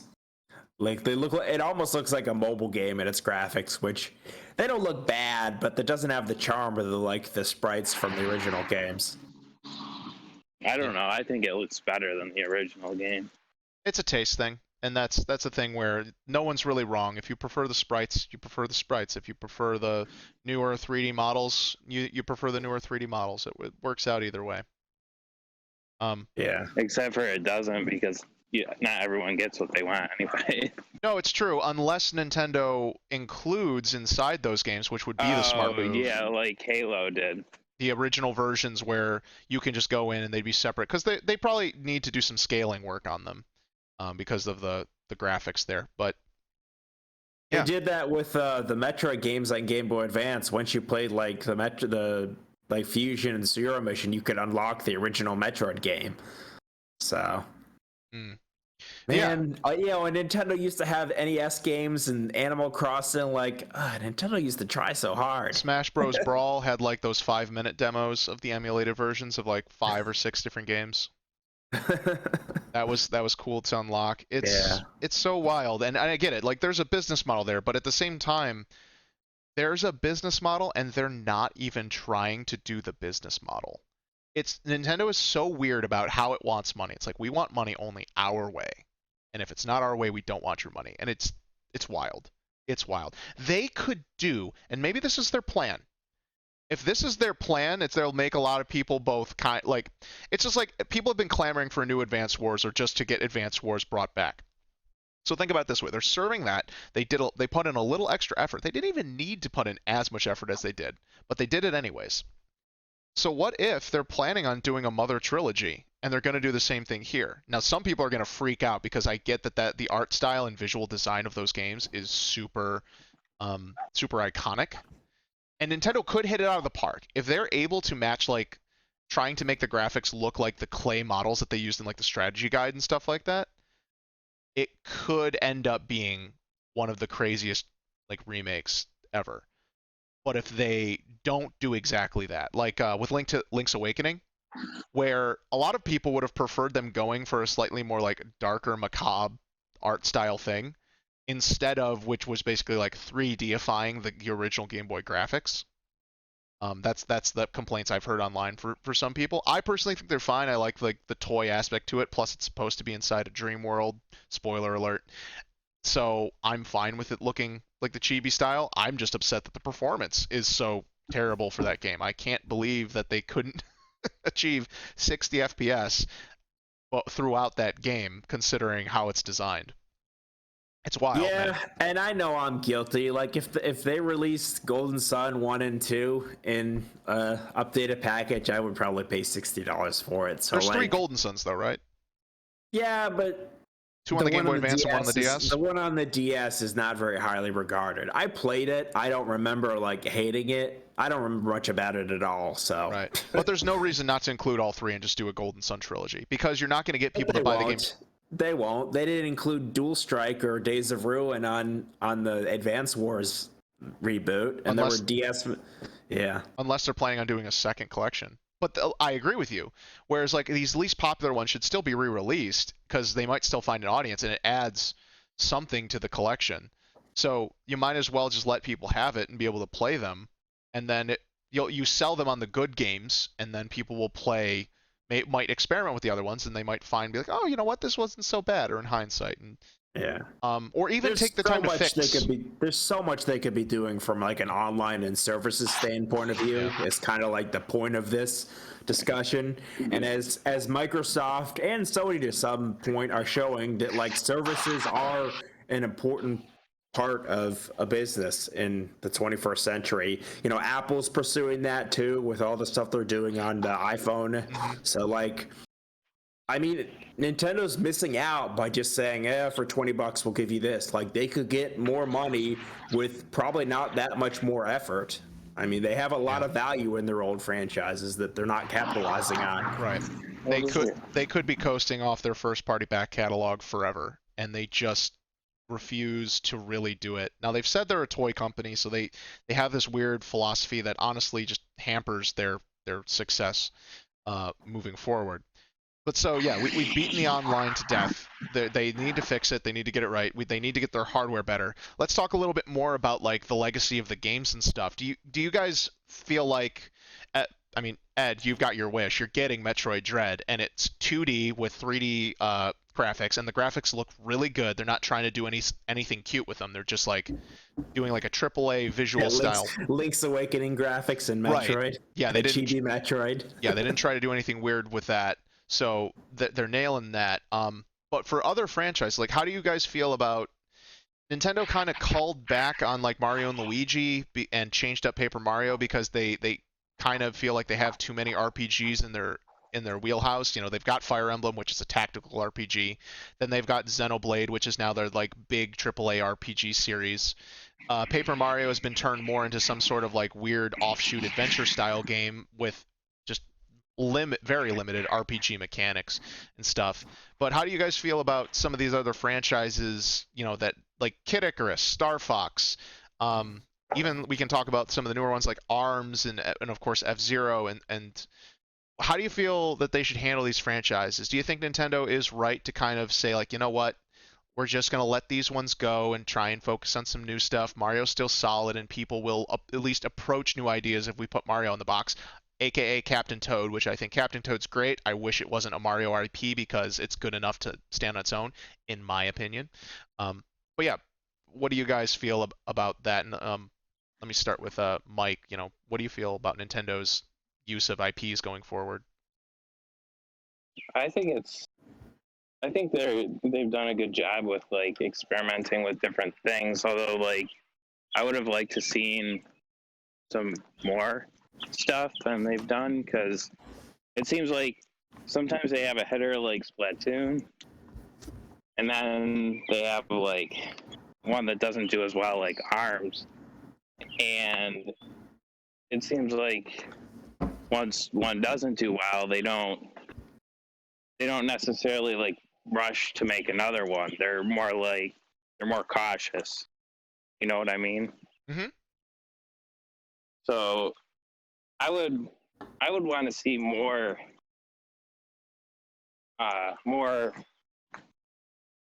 experimentation and trying new things. They did that garage builder thing, which is cool that they're experimenting with that. Mm-hmm. But I mean, I don't think it hurts anything or like devalues their brand. They have like a bunch of different studios working on different things, and if something flops, I don't think it like devalues. It doesn't make people not want to play Mario next time Mario comes out. But yeah, like Captain Toad was good. It was a fun little game. It came from 3D World, and yeah, there's been some interesting games and stuff like F-Zero, which has been like on the back burner for years. I don't know if they would actually ever bring that series back, or if anyone really wants it, honestly. Considering there are people who want it. Yeah. I mean, that's silly to say that nobody wants it, but it is probably an extreme minority. But I mean, there's so few people that are like, oh, I need the new F-Zero. I think. And then again, there were like very few people who said I want Metroid Dread, but it's been a pretty big hit. I mean, it was like the most pre-ordered game at GameStop after E3. So like, I think it will sell well, and I bet you if they made it an F-Zero on the Switch and promoted it well, I bet that would sell well too. Like stuff on Switch just seems to sell well because there's a lot of people who have the Switch and a lot of people who like to play games on it. Yeah, it was like Mario Golf, and I was like searching far and wide for the game yesterday, and I didn't think that a golf game would sell out that much. I went to Target, Best Buy, Yeah, GameStop was sold out. and then I finally found it at Walmart. So Yeah. Okay. And that's where I think also I didn't mention like F-Zero is like a racing series. Yeah, I mean it's like Mario they Kart could, but faster. Yeah, I could almost say like so sure maybe it overlaps a little bit with Mario Kart, but I think that the racing genre has enough like room in it for diversity where you could make F-Zero something unique enough that the person who might like Mario Kart might like F-Zero, or someone who doesn't like Mario Kart will like F-Zero, vice versa. So, but maybe Nintendo doesn't have the talent to do what they need to do to make F-Zero, to make a new good F-Zero that stands out. Like we were just talking about with the online, like maybe they just don't have the capability to do that. But clearly there's a market for racing games and other types because we still see like Forza and Forza Horizon coming out all the time. We still see Gran Turismo, but they take their sweet time with Gran Turismo. And then there's all sorts of other types of racing games out there, but they're less arcadey.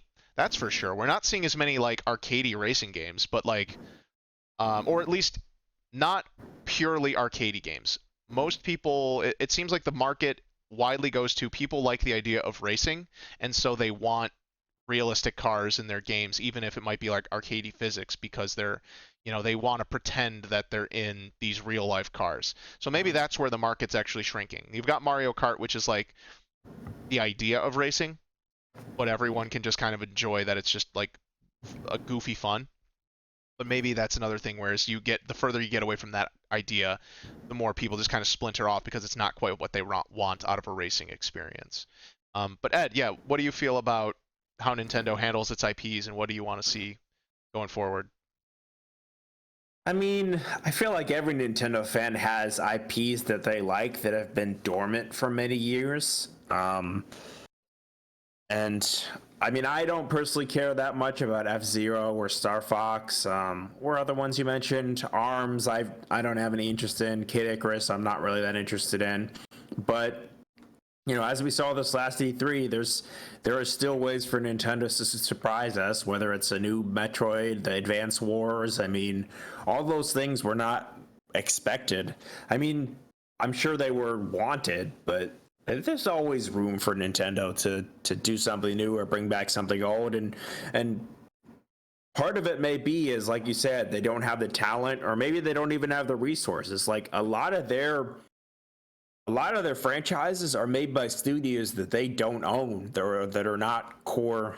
Like even Fire Emblem, like Intelligent Systems isn't like technically an in-house, developer. So like second party.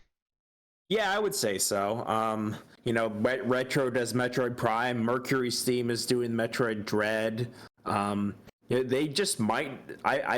They just might not have all the resources to do everything that everyone wants them to do.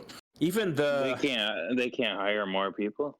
Well, they do. Well, they can, but it does take time to build out a new studio, as we see with Microsoft trying to expand their first-party offerings. It's not a change you can make overnight. Actually, I think Advance Wars 1 and 2, that remake is being done by Way Forward. I think so. Isn't it Way Forward? And I'd have to double check. Yeah, I think it's Way Forward, and they did the Shantae game. So they can hire studios to make the things they want, but they have to make sure they get the right people on it. Like, it's not part of it is they only have limited resources, so they can't do everything that everyone wants them to. And but I think it's always possible that they come back and bring something old and make it new. And I think they should try to do that every so often, but the ones you mentioned I personally don't care about, but Golden Sun and Mario Luigi, I would like to see new entries, but we'll see. I mean Alpha Dream made Mario Luigi and they went out of business, so maybe it's not as lucrative as I would like it to be. But they did make a bunch of Mario and Luigi games before that happened.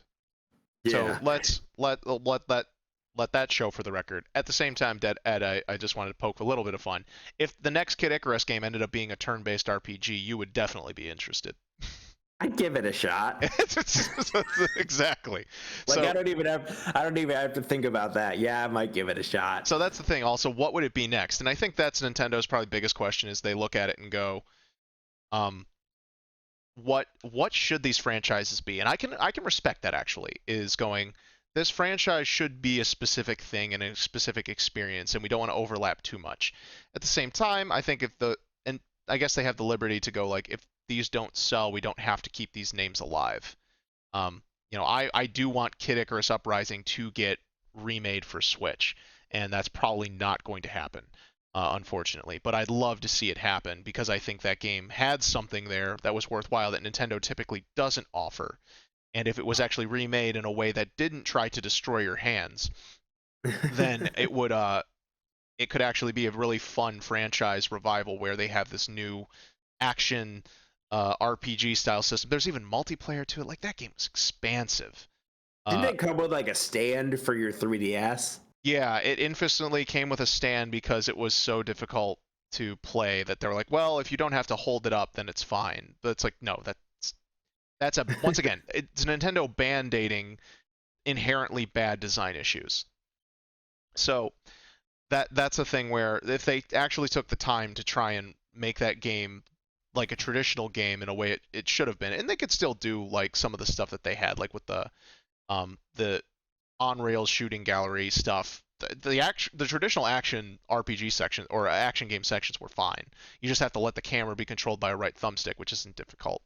Yeah, Um, I mean that comes down to it. Like a lot of the issues that you see with some of the Nintendo games are due to their hardware design. And I don't want to move on too quickly, but that is a major thing. Is their hardware is innovative, but a lot of it's very flawed. and that's what we were bringing up earlier as well, is how like the GameCube went to discs, but then they used mini discs. They had online, but very few games supported online. Then the Wii like wasn't an HD system. They had the motion controls. They didn't support HDMI and stuff like that, and they had the GameCube stuff there, but they still didn't support DVDs, or they did support they did like they didn't have a DVD player, but they did support like they used DVD tech. Um, and it just keeps going on that like Nintendo keeps hamstringing its design. Oh, the gamepad, like the gamepad is neat, but you didn't sell gamepads separately. You didn't intend for people to have multiple gamepads. Like what is going? And the literal most important piece of kit to it, arguably besides the system, couldn't be wasn't even easy to replace. It's one of these things where Nintendo just makes these weird critical flaws built into its hardware and systems that it can't figure out. And yeah, with the games, to Mike's point, I agree. They should never stop experimenting. Nintendo's one of the few that really does try to experiment. They try to be a little too safe by relying on the same IPs. Like think about it, Mario plus Rabbids, that's kind of cute, but at the same time, you could have had not Mario. We still don't have like or what was the other one? I already said Captain Toad. Oh, the Hyrule Warriors stuff. Like they're letting Koei Tecmo make those games, which is interesting. That's not a terrible idea, but uh, it's things like yeah, like Arms and whatnot. And I think what I liked about what Mike was saying was with Arms, and I think sometimes games need a sequel just in order to get their ideas straight. Sometimes you just can't nail everything in the first release, and that's where you need to fund a flop to hopefully make the sequel better because the sequel might have better ideas. Now that doesn't always pan Do you out. honestly think they would make a sequel to Arms? I think it's possible. I think in a way I think they should. I think there's enough when it comes down to like the character designs that the game deserves to be revisited and fleshed out and to make it actually like to make it better. They'll make it into an RPG next. Because think about it, like it's Arms action RPG. Arms is an evolution Yeah. of Punch Out. And they didn't even put Little Mac in that game. Like it's weird. Like they could have had something with Little Mac in there. He could have been like But it this. wasn't. It was new. Why would they put Little Mac in? It was a new. They put type of Donkey game. Kong and Punch Out on Wii. He was a boss fight. It's not about the But then I thought it's you about were saying it's an like homage. why It's a you were saying something about like Mario versus Rabbids though. Like you were saying that no, you were but saying the why game make is it literally called Mario? Mario plus Rabbids. Yeah, Whereas but weren't you trying to say like why put like old or why focus too much on like characters that are already established? it's not focusing on it if it's just a character that's playable inside this giant roster. If they would have taken like all the old Punch-Out characters and put them in that game, that might have been like, okay, you're well, actually that's different too because that's evolving Punch-Out, but that's also changing what Punch-Out is. Punch-Out's more of a puzzle game than I it mean, is I a personally don't have a problem with it. I Sure, don't. sure. No, I'm trying to explain my reasoning here. Like, I Yeah. don't see it as being too crazy when you put a character in as like a bonus homage to us to the old series. So if Little Mac was a playable character, unlockable playable character in ARMS, that would be a neat thing because it's nodding to the fact that it's building off of an old legacy. But when you're like Captain Toad is like, oh, well, we're using Mario characters and assets because this game is like it has a unique idea, but people aren't going to approach it unless it's aren't going to feel as comfortable unless it's like got a bunch of familiar stuff to it. That I feel is like relying on that too much. Or like Mario Kart, Mario Tennis, Mario Golf. Like it doesn't have to all be Mario. It could be we've played these games. They could all be different IPs. Also, it doesn't make also But would it sell? Me right. golf. But Would that's me golf sell? Would me tennis sell? Would me kart sell? well, even me is becoming a brand thing, which in and of itself, Metopia. like they can put the me functionality in stuff. Um, it's I'd more like to see them creating like original IP off that because the gameplay's good enough. It doesn't need to be strictly Mario. At least we feel that for some of the stuff. And at the same time, Nintendo is like kind of slowly embracing the fact that they could just take the Smash Brothers model of mixing all their first parties together and putting those as like the headliners for their new iterations. And maybe that's coming. Maybe that's something they're just kind of slowly getting towards. Um, Especially with like Mario Kart 8 Deluxe, where they had Animal Crossing, they had Link, and Splatoon characters in there, so they were getting to that. So they're kind of toying with it. But like Mario Party doesn't have to. It can be Nintendo Party, and they could have Kirby and Mario and Donkey Kong and Link and They had they had Wii Party. Wii Party. Yeah, Was that Wii like Party. Mario Party? Yep. Huh. But it used the Mii's. Right, but I'm saying And like it was a board game, and it had all the mini games. It was like Mario Party. sure, and that was kind of like swapping one IP for another. So that's a bit different there. And that's what I just like to see is when Nintendo's creating these new ideas, I think it's nice that they are trying these different like game types, trying to sell them. And I think it's just a little and you know what?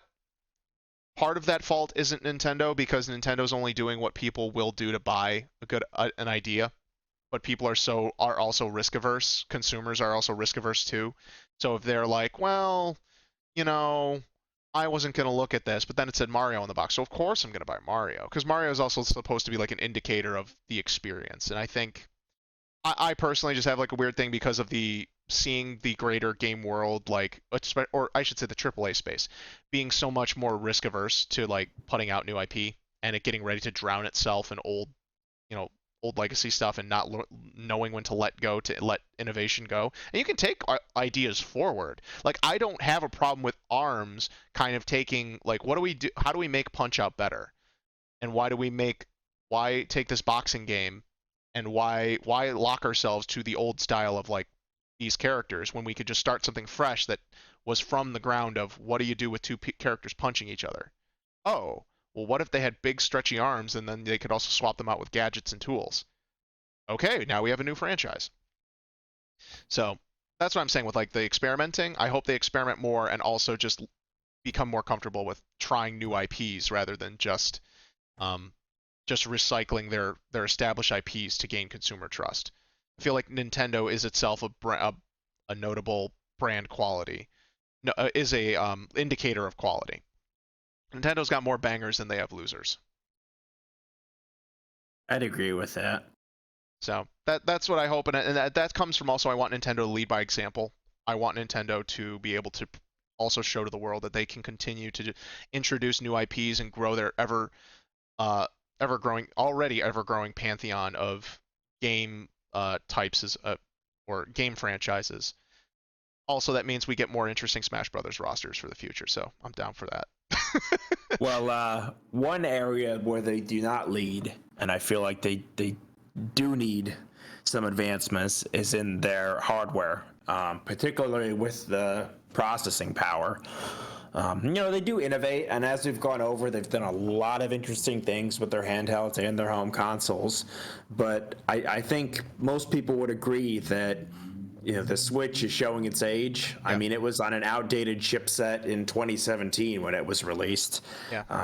I don't even know if whatever they come up with the Switch Pro will be enough. I personally think next year they should just go ahead to the Switch 2, have some cross-gen games, but start making it so you can have exclusive games, especially third parties. But they've got to do something. I wish they would put a greater emphasis on keeping up with some hardware trends, just so they could court more third parties, because I think that's important. Yeah, they innovate when it comes to console features in some way, but when it comes to actual technical stuff, yeah, as we discussed earlier, they kind of gave up after the GameCube with chasing after technical specs and focused more on what can we do to provide a unique gameplay experience. So that is one good philosophy, but they could do both. They have the capital to do both, and they choose not to. So yeah, I'm with you. I agree. We're a little bit over time here. So was there any other thoughts people wanted to shout out before we sign off for today about Nintendo? I'm mostly happy with what I get from my Nintendo consoles. I mean, there's things that could be better, but for those things that I can't do on Nintendo consoles, I could do on Sony or Microsoft or PC. So it's not like they're, it's really like, Nintendo franchises probably could take advantage of more valuable consoles or online features, but they build their games with those limitations in mind, and I think they're usually successful in what they do. Barring the weird performance issues, which I know is a big issue for you, Ryan. I would disagree that they build with those limitations in mind, at least all the time, or else we wouldn't get some weird things like with Zelda Breath of the Wild's like erratic frame rate, or even Link's Awakening's weird issues with that, or even the feeling incomplete like feature sets for online and other stuff. Like we said, my problem is like we see Mario Kart, which works almost perfectly the way it's supposed to, minus like we just want more features. We don't. It's not really missing much other than letting us play around with stuff more. It's just that inconsistency that's really bothersome, and it's clearly not Nintendo not being able to. It's Nintendo choosing not to. They have the money, they have the resources, they have the history. They just need to be better. So yeah, in agreement with most of those points. Maybe a slightly different perspective, but yeah, they still offer a lot of good stuff. Mike, any last shout-outs for Nintendo?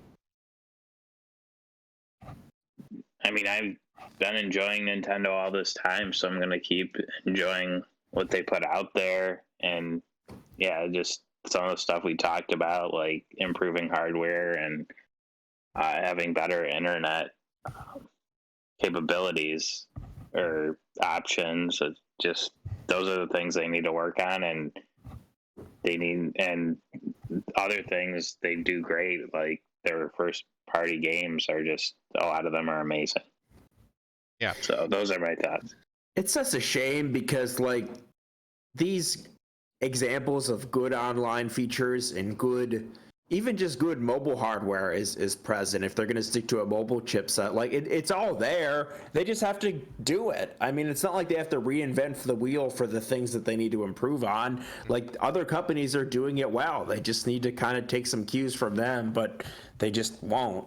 Yeah. Not doing those things doesn't make their game development better. They can have their great game and gimmick ideas on top of good performing network code, network feature set, and gimmicky hardware. Like they can have it all with good processing. I meant Yeah. Like they can do it all. They just choose not to. And that's the sad part. So my final message signing off to both of you guys and the audience is that don't be afraid to ask for better. That doesn't mean you don't have to enjoy what you have now, but don't be afraid to ask for better, especially when we know for a fact it could be better and it's not like there's outside factors holding them back. So, yeah, Nintendo has been overall really great, and its core and will continue to be a critical inspiration for the video game industry, and we just want them to continue to trend things in the positive and not lag behind because of their own weird uh, idea, or I don't know, their weird own motivations. Yeah, they're almost like they're hang-ups. You know, they know they could do these things better. They're just resistant to change and resistant to doing something that's not like their own idea. Yeah.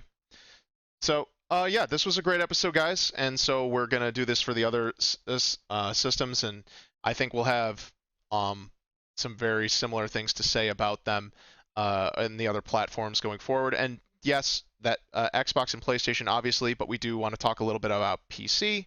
We'll talk a little bit about mobile, maybe even VR by the time we get to that. So look forward to those episodes. And some good news. The YouTube channel, the dedicated YouTube channel, is up. So just a reminder to people that if you want to keep up with those episodes, please start subscribing to the dedicated podcast channel. I will keep the playlist up on my channel for the time being until things change or shift in a bigger way. And also, we are available on podcast apps now.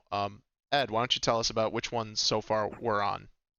We've got Spotify, Pocket Casts, Anchor. That's a Spotify hosting service, and shortly we'll be on Apple Podcasts. Just have to sort out some of the complexities with the Apple ID. You know, we don't want to use our own Apple IDs, so we've got to make one. It is kind of challenging. You got to pick a podcast host when you're first doing these things. There's some things you got to figure out, and we're excited to be available to more people. Yeah, we're making ourselves easier there. We will start putting links into the videos so people can go there and find there, and you can follow and share, leave us reviews, etc. If you feel like it, we appreciate it. Helps us keep motivated with doing the episodes. We like talking, but we like to know that people are interested in what we got there. Where the whole point of this is to have interesting conversations that I don't think we're hearing enough about in different locations. So that's our goal here. But yeah, so we're slowly growing there. Tell your friends, tell your family, anyone who's interested in video games. We're trying to open up the Discord, the discourse here. We don't have a Discord channel yet, but that might be something in the future, but not for now. Let your pets listen. While our pets listen. But yeah, so thank you once again. Thank you, Ed. Thank you, Mike, for being here today. And thank you to all our audio listens out there for being a part of the crew. And we'll talk to you next time. Bye. Bye.